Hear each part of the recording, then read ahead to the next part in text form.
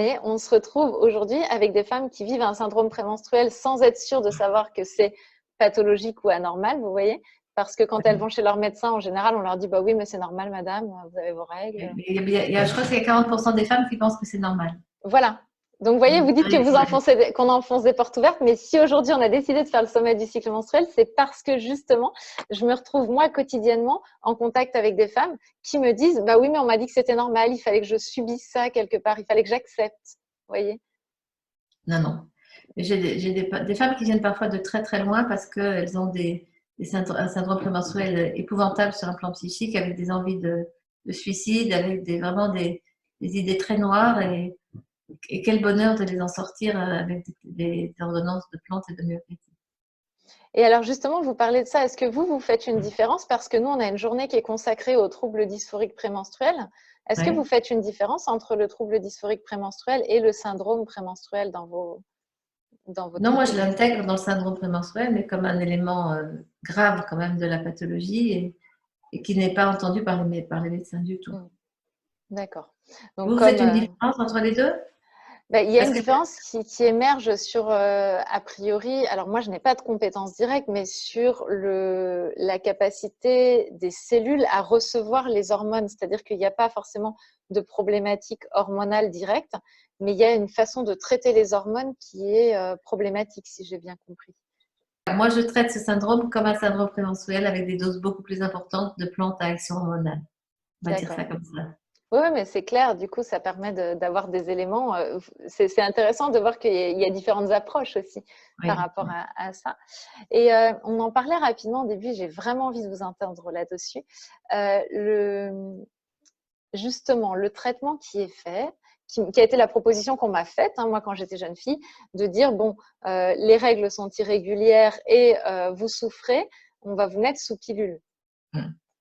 Alors là, je m'assure à 100%. Hein. Ben ça, je le sais, parce que moi, j'ai lu votre livre, mais je veux bien vous entendre dessus parce que tout le monde n'a pas encore lu votre livre, peut-être ici.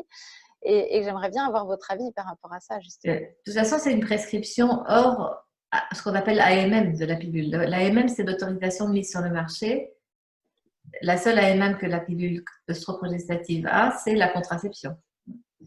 Et je trouve navrant de ne pas essayer de prendre des traitements naturels chez les jeunes filles, de ne pas leur proposer des traitements naturels avant d'en venir à cette extrémité-là. Parce que la pilule œstroprogestative n'est pas dénuée d'effets secondaires ni de risques au long cours. En tout cas, ne serait-ce que des carences en vitamines et en minéraux qui sont liées, et de façon vraiment démontrée, qui sont liées à la prise de pilule.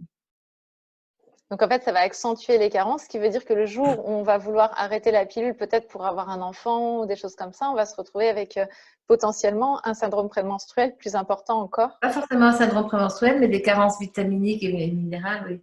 Il y avait un produit sur le marché qui s'appelait, je crois, Oligo Optima, et qui était d'un laboratoire connu et qui apportait toutes les vitamines et tous les minéraux qui sont déficitaires quand on prend la pilule.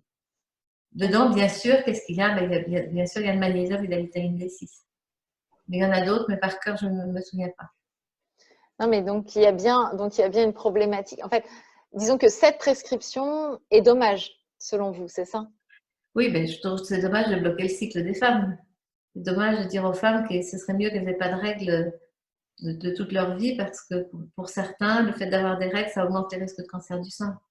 Ça ne veut plus rien dire de mettre des traitements hormonaux en route chez des gamines de 13 ans, de considérer qu'après, on va en mettre en des progestatifs de synthèse avant la préménopause, puis on va traiter la ménopause avec des hormones. Ça veut dire que pendant 40-50 ans, les femmes vont être sous hormones de synthèse. Ça ne veut rien dire. C'est dangereux. Oui.